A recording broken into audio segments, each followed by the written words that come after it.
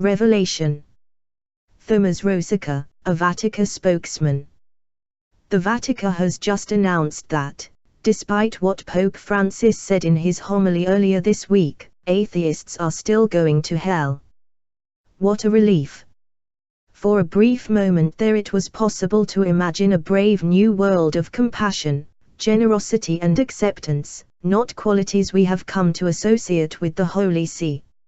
Said Pope Francis this week, the Lord has redeemed all of us, with the blood of Christ, all of us, not just Catholics.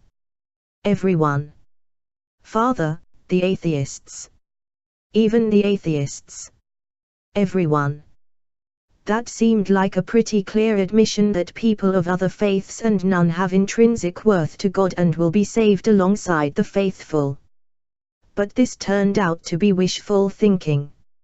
Although they are otherwise good, moral people, they are still doomed to burn in a lake of fire for having the temerity to have been born outside of Catholicism and having chosen to remain so. The Revelation. Thomas Rosica, a Vatican spokesman, spelled it out for the world on Thursday. People who know about the Catholic Church cannot be saved if they refuse to enter her or remain in her, he said. So that's one tall order of eternal hellfire for the rest of us, then. It makes for an interesting spectacle to see the infallible Pope being corrected by his handlers, doesn't it?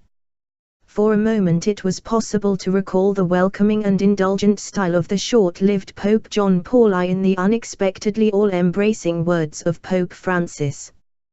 But you'll recall how quickly John Paul I was replaced by the much more doctrinaire John Paul II. There's no question that Pope Francis sees the divinity in all human beings, but that's a message that comes with caveats.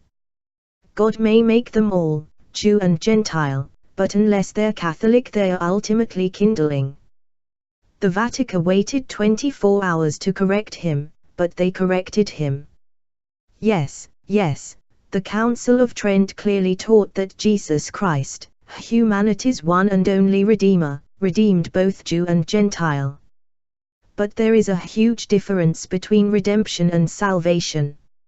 See how that works. Judas Iscariot was redeemed by Christ's death on the cross, but he was not saved. Catholics believe he is damned in hell. To be justified requires faith, and that faith must be Catholic. You see where this is going. If I was Pope Francis, I'd be employing a food tester right about now,